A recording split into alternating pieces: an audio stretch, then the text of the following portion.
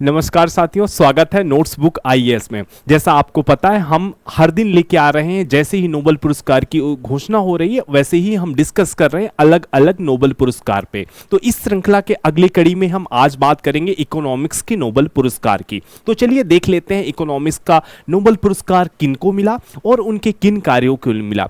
तो उससे पहले हम कुछ और बात कर लेते हैं। जैसे इससे पहले हमने बात किया कि नोबेल पुरस्कार की जो घोषणा होती है, पहली बार देने की बात की जाती है, तो नोबेल पुरस्कार की, जैसा आपको पता है, 1901 से नोबेल पुरस्कार का प्रारंभ होता है और यह केवल 5 क्षेत्रों में दिया जाता था। 5 क्षेत्रों में दिया जाता था।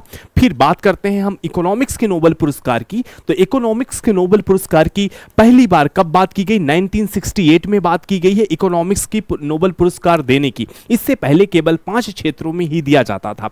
और पहली बार बात करें तो 1969 में पहली बार इकोनॉमिक्स का नोबेल पुरस्कार दिया गया।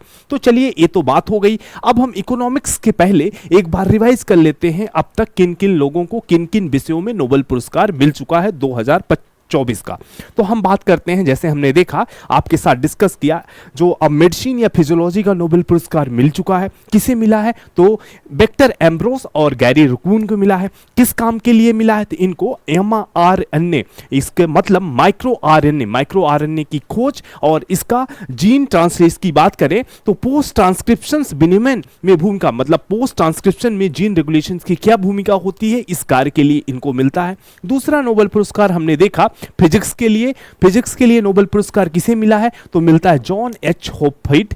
और दूसरा जेफरी ए हिंटन को मिलता है। इनके किस कार्य के लिए मिलता है? तो इन्होंने आर्टिफिशियल न्यूरल नेटवर्क के साथ मशीन लर्निंग को सक्षम करने के लिए आधारभूत खोज के लिए इनको फिजिक्स का नोबेल पुरस्कार मिलता है। आगे इसके बाद हमने देखा केमिस्ट्री का नोबेल पुरस्कार। तो केमिस्ट्री का नोबेल पुरस्कार 2 भागों में बांट के दिया जाता है, जिसमें एक भाग 50% डेविड बेकर को मिलता है और दूसरा भाग मिलता है जॉन एम जुम्पर और डेमिस ए हेस्पिस। किसके लिए मिलता है? जो पहला भाग होता है, तो इन्होंने, बेकर जी ने क्या किया था? कंप्यूटेशनल प्रोटीन डिजाइन का स्ट्रक्चर तैयार किया था। और दूसरी तरफ अगर देखते हैं तो इन दोनों लोगों ने प्रोटीन स्ट्रक्चर प्रेडिक्शन की मेथड, जो एआई बेस्ड टूल डेवलप किया था, इसके लिए इनको मिलता है केमिस्ट्री का नोबेल पुरस्कार। इसके बाद बात कर लेते हैं, तो हमने लिटरेचर का नोबेल पुरस्कार देख चुके हैं। किसको मिला है? तो ये हांगकांग को मिलता है। ये साउथ कोरिया की रहने वाली है। इनकी महत्वपूर्ण पुस्तक हो जाती है वेजिटेरियन के लिए इनको क्या मिलता है? नोबेल प्राइज मिलता है लिटरेचर के लिए। इसके बाद हमने पीस प्राइज को देखा। पीस प्राइज एक संस्था, जो जापान की संस्था है, नाम क्या हो जाता है इसको?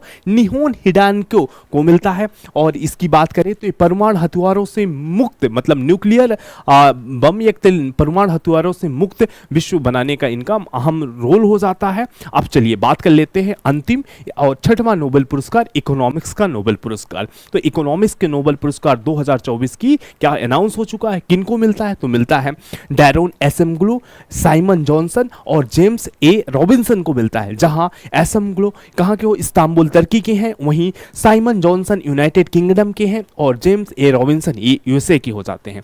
और इनको किस कार्य के लिए मिलता है? तो इनका कार्य महत्वपूर्ण हो जाता है। किस कार्य के लिए मिलता है? तो इसको देखते हैं। ये ऐसी संस्था के बारे में बात करते हैं कि इंस्टीट्यूशन किसी नेशन की ग्रोथ को कैसे इंपैक्ट करता है। यहां पे बात की जा रही है कि संस्थाएं किसी देश की समृद्धि का कितना उद्योतक हो जाती हैं, मतलब संस्थाएं के अंतर होने से देश के मध्य समृद्धि में अंतर को देखा गया है। इसकी स्टडी के लिए इनको मिलता है 2024 का इकोनॉमिक्स का नोबेल पुरस्कार।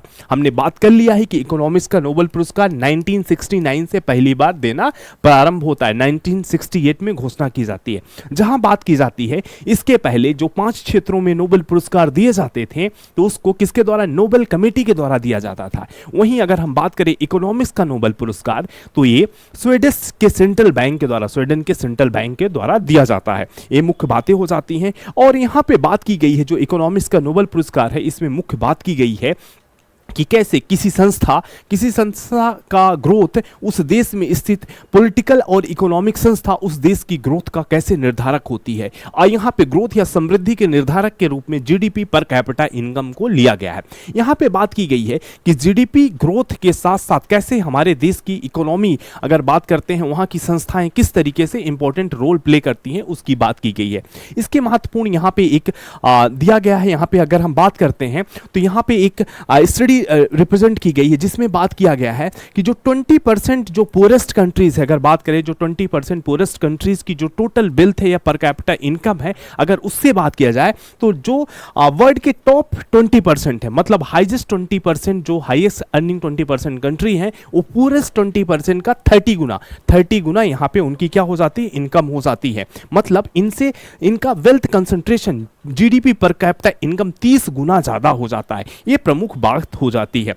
यहाँ पे बात की गई है कि ये जो 20% नीचे के 20% है और ऊपर के 20% के बीच में 30 गुना का अंतर, और यह अंतर की अगर बात की गई है कि यह अंतर का कारण क्या हो जाएगा, तो यह अंतर का प्रमुख कारण यहाँ पे बताया गया है उस देश में स्थित संस्था। इस अध्ययन में मुख्य रूप से यहाँ पे एक अध्ययन किया गया है कि वहाँ पे जो पॉलिटिकल और इकोनॉमिक संस्थाएं हैं वो कैसे हैं। इसके लिए दो उदाहरण, दो फैक्ट यहाँ पे दिए गए हैं। दो फैक्ट इसके स्टडी को प्रूव करने के लिए गए हैं। एक इंपेरिकल है जो एक अनुभव के द्वारा है, और दूसरा व्यवहारात्मक रूप से हो जाता है।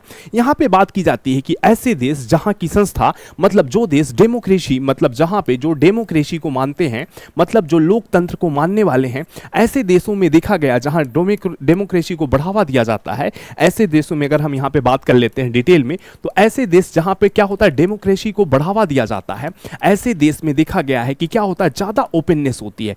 ज्यादा ओपननेस होती है मतलब ज्यादा खुलापन देखने को मिलता है, और जब ज्यादा खुलापन होता है तो वहां पे कंपटीशन ज्यादा होता है। वहां पे क्या होता है, कंपटीशन ज्यादा हमको देखने को मिलता है, और जब कंपटीशन मिलता है तो ये क्या होता है, ये फर्दर ग्रोथ और प्रोडक्शन को बढ़ावा देता है। ये प्रोडक्शन को बढ़ावा देता है, और प्रोडक्शन होने के कारण यहाँ पे इंप्लॉयमेंट का जनरेशन होता है, और लेवल ऑफ इनकम, इंप्लॉयमेंट का जनरेशन होता है, और लेवल ऑफ इनकम क्या होती है, ज्यादा होती है। वहीं एक दूसरी तरफ ऐसी संस्थाएं, ऐसे नेशंस है जो डेमोक्रेसी को, यहाँ पे दूसरी तरफ की अगर बात करें कि ऐसे नेशन जहां पे डेमोक्रेसी को अगर बात करें, यहां पे जो डेमोक्रेसी को जहां पे नहीं दिया जाता, मतलब जहां पे डेमोक्रेसी नहीं है, वहां पे हमको खुलापन अगर बात करें या ओपननेस की बात करें, यहां पे हमको खुलापन नहीं होता है, और यहां पे प्रतिस्पर्धा भी नहीं होता, मतलब आपस में कंपटीशन नहीं होने के कारण यहां पे इनका ग्रोथ नहीं होता है। एक प्रमुख फैक्टर के रूप में, स्टडी के रूप में इस बात को व्यक्त किया गया है। और यहीं पे बात किया गया है, इसका रेफरेंस के रूप में दिया गया है कि 16वीं से 17वीं शताब्दी के दौरान, 16वीं 17वीं सदी के दौरान अगर हम बात करें, 16वीं 17वीं सदी के दौरान यूरोप में अगर बात करें, यूरोप में उपनिवेशवाद का दौर था, और देखा गया यहाँ पे इसी का रेफरेंस देके बताया गया है कि जो उपनिवेशवाद का जो यहाँ पे दौर देखा गया था 16-17 सेंचुरी में, जो उपनिवेशवाद का दौर था, इस दौर में ये देखा गया कि ज्यादातर कहाँ पे अगर बात करें, जहाँ पे जो अगर सेटलर्स जो थे उस समय, जो वहाँ पे बसावट थी, जो लोग बसे, मतलब यूरोपियन उपनिवेशवाद के रूप में वहाँ पे ज्यादा बसावट देखी गई, जहाँ पे मोर्टालिटी रेट, मतलब मृत्यु दर कम थी, जहाँ पे मतलब बीमारियों से ज्यादा बीमारियां नहीं थी, बीमारियों के कारण मृत्यु दर जहां पे कम होती है, जहां पे मृत्यु दर कम होती है, वहां पे जो यूरोपियन का सेटलर ज्यादा होता है, यहां पे सेटलर ज्यादा होता है, मतलब जो उपनिवेशवाद यहां पे ज्यादा स्थायी होते हैं, और जहां पे सेटलर ज्यादा होता है वहां पे ये क्या करते हैं, पॉलिटिकल और इकोनॉमिक संस्थाओं का विकास होता है। यहां पे पॉलिटिकल मतलब एक तरीके से राजनीतिक और आर्थिक जो संस्थाएं हैं वहां पे ज्यादा विकास होता है, और यहां पे विकास होता है। एक तो एक एस्पेक्ट ये दिखाया गया है, और जहां पे यहां पे दूसरा एस्पेक्ट ये दिखाया गया है, दूसरी यहीं पे इस बात की गई है, जहां पे मोर्टेलिटी रेट क्या होती है, ज्यादा होती है, वहां पे क्या होते हैं, ये सेटलर कम होते हैं, वहां पे ऐसी संस्थाओं का विकास नहीं हुआ है।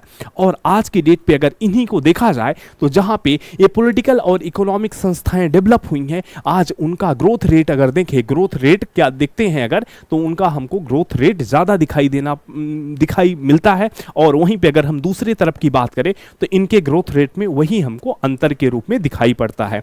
ये मुख्य बात हो जाती है, और साथ में इन्हीं बातों का उल्लेख किया गया है मुख्य रूप से यहाँ पे राइटर के द्वारा। मतलब यहाँ पे अगर बात करें तो नोबेल पुरस्कार के जो स्टडी की गई है उसमें एक जगह की बात की जाती है, नाग्लेस की बात की जा रही है, और इस जगह की अगर यहाँ पे हम बात करें तो यहाँ पे देखा गया कि ये जो शहर था, यहाँ पे इसकी शहर की बात करें, ये पहले कहाँ पे था, मैक्सिको में था, ये पहले मैक्सिको में था, फिर ये डिवाइड हो जाता है, तो इसका एक पार्ट मैक्सिको में रह जाता है और एक पार्ट कहाँ पे चला जाता है, अमेरिका में चला जाता है। और जैसा कि आपको पता है कि अमेरिका में स्वतंत्रता, फ्रीडम कितना ज़्यादा है कंपैरेटिवली, वहाँ पे लोगों के पास अधिकार ज़्यादा है और वहाँ पे लोगों के पास अवसर ज़्यादा है। वहीं दूसरे तरफ अगर हम देखते हैं, दूसरे तरफ मैक्सिको में वहाँ पॉलिटिकल स्टेबिलिटी नहीं है, वहाँ मतलब राजनीतिक आर्थिक संगठन या संस्थाएं ऐसी डेवलप नहीं हो पाती है जहाँ सामान का भाव रखा जाए। दूसरी तरफ सामाजिक व्यवस्था उतना स्थायित्व की ओर नहीं है और साथ ही वहाँ की इकोनॉमिक्स अच्छी नहीं है। इसके कारण एक ही नेशन का पार्ट था जो पहले मैक्सिको में था, वो जो पार्ट यूएसए में चला जाता है, वहाँ पे देखा गया कि वहाँ पे जो लोग हैं उनकी लेवल ऑफ इनकम ज़्यादा देखने को मिलती है। वहाँ पर जो लिविंग स्टैंडर्ड है, वहाँ पे लिविंग स्टैंडर्ड और जीडीपी पर कैपिटा इनकम ज़्यादा है। दूसरी तरफ नेकलेस का वो भाग जो कहाँ पे रह गया, मैक्सिको में रह गया, वहाँ हमको वहाँ पे ज़्यादा गरीब लोग देखने को मिलते हैं, वहाँ पे ज़्यादा पुअर हैं, वहीं पे ज़्यादा वहाँ का जो लिविंग स्टैंडर्ड है वो बहुत लो देखने को मिलेगा और साथ ही वहाँ के लोगों को पर कैपिटा इनकम भी लो है। तो इससे ये प्रूव किया जाता है एक तरीके से, यहाँ पे हमको दिखाई पड़ता है ऐसे नेशन, ऐसे राष्ट्र जहाँ पे राजनीतिक और आर्थिक संस्थाओं का विकास हुआ है, जहाँ पे डेमोक्रेसी को बढ़ावा दिया गया है, जहाँ पे इंस्टीट्यूशन डेवलप हुए हैं, ऐसे इंस्टीट्यूशन डेवलप हुए हैं जो डेमोक्रेसी को बढ़ावा देते हैं, वहाँ पे आज लोगों के पास लिविंग स्टैंडर्ड हाई है, वहाँ के लोगों की level of income, per capita income और जीडीपी ग्रोथ ज़्यादा देखने को मिलता है। ये रहा इस स्टडी का प्रमुख बिंदु। और कुछ बातों पे यहाँ पे हम देख लेते हैं। और साथ में ये तो हो गया, और साथ में जैसा आपको पता है हम हर दिन बात करते हैं कि आपको न केवल 2024 के नोबेल पुरस्कार को ध्यान रखना है बल्कि साथ ही साथ 2023 के नोबेल पुरस्कारों को भी ध्यान रखना है, क्योंकि जब आप परीक्षा पैटर्न को देखोगे तो 2024 के साथ साथ कई वर्षों में ऐसा हुआ है कि 2000 मतलब अगर जिस वर्ष नोबेल पुरस्कार आया है उस वर्ष का ना पूछ के उससे पहले वर्ष का पूछा गया है। तो इसी बात पे हमको 2024 के साथ साथ 2023 के नोबेल पुरस्कार को भी ध्यान रखना होगा। तो इसी क्रम में 2023 के नोबेल पुरस्कार को देखते हैं तो 2023 का इकोनॉमिक्स का नोबेल पुरस्कार किसे मिलता है, तो क्लॉडिया गोल्डिन को मिलता है। 2023 का इकोनॉमिक्स का नोबेल पुरस्कार क्लॉडिया गोल्डिन को मिलता है। इनका किस बात के लिए मिलता है, तो इनका अध्ययन था कि संस्थाएं इनके अध्ययन के लिए इनको मिलता है 2023 का नोबेल पुरस्कार, मुख्य रूप से इनकी भूमिका हो जाती है। और कुछ मुख्य बातों को देख लेते हैं। हमको पता है नोबेल पुरस्कारों की जो पहली बार देना प्रारंभ होता है 1901 से देना प्रारंभ होता है। और बात करें इकोनॉमिक्स जो कि नोबेल पुरस्कार का 6वां श्रेणी बन जाती है, 1968 में इसकी घोषणा होती है। 1968 में जो स्वीडिश बैंक की अगर हम बात करें, स्वीडिश बैंक की 300 वर्षगांठ पे, इसकी 300 वर्षगांठ में नोबेल पुरस्कार देने की घोषणा की जाती है। और इस क्रम में जो पहला नोबेल पुरस्कार इकोनॉमिक्स में दिया जाता है 1969 में दिया जाता है। और किसको मिलता है, अगर ये बात किया गया कि इकोनॉमिक्स का पहला नोबेल पुरस्कार किसे मिला हुआ है, तो अगर यहाँ पे हम बात करें रैगनर फ्रिंस और जैन टिनबर्गिन को मिला हुआ है इकोनॉमिक्स का पहला नोबेल पुरस्कार। और यहाँ आगे हम बात करते हैं, अब तक अगर बात करें इकोनॉमिक्स में 57 नोबेल पुरस्कार की क्या हो चुकी है, घोषणा हो चुकी है, मिल चुके हैं। यहाँ पे 96 व्यक्तियों को इकोनॉमिक्स का नोबेल पुरस्कार से सम्मानित किया जा चुका है। और साथ में इससे संबंधित कुछ मुख्य बातों को और हम देख लेते हैं।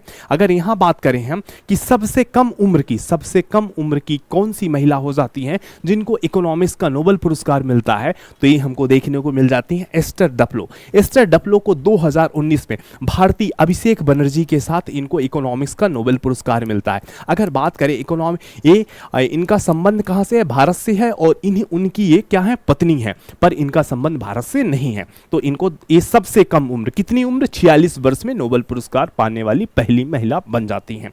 वहीं अगर बात करें सबसे उम्रदराज व्यक्ति कौन हो जाते हैं जिनको इकोनॉमिक्स का नोबेल मिला है, तो इनको हमको देखने को मिलता है लियोनिद हार्विक्यूज। ये सबसे उम्रदराज हो जाती है। इनको 2007 में 90 वर्ष की उम्र में इनको नोबेल पुरस्कार मिला हुआ है। आगे कुछ और महत्वपूर्ण बातों को देख लेते हैं।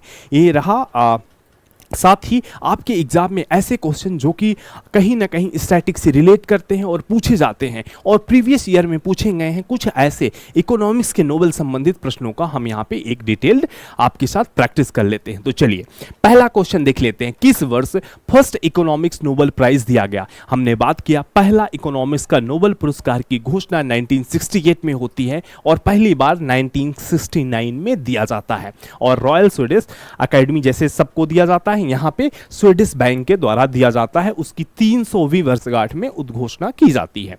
अगला प्रश्न देख लेते हैं। यहाँ पे बात किया जाता है अर्थशास्त्र में नोबेल पुरस्कार के लिए पुरस्कार की राशि का भुगतान किसके द्वारा किया जाता है। हमने आपको पहले बताया, यहाँ ऑप्शन पहले देखते हैं, रिक्स बैंक, नोबेल फाउंडेशन, दोनों उपयुक्त में से कोई नहीं। हमने बताया कि नोबेल पुरस्कार की घोषणा 5 क्षेत्रों में की जाती थी, कब से, 1901 से। और जो छठवां क्षेत्र होता है वो क्या हो जाता है, इकोनॉमिक्स हो जाता है, और इसको स्वीडन के बैंक, स्वीडन के सेंट्रल बैंक के द्वारा इसको दिया जाता है। स्वीडन का सेंट्रल बैंक हो जाता है रिक्स बैंक। तो इकोनॉमिक्स के नोबेल पुरस्कार किसके द्वारा दिया जाता है, रिक्स बैंक के द्वारा दिया जाता है। ध्यान रखना है, इंपॉर्टेंट हो जाता है।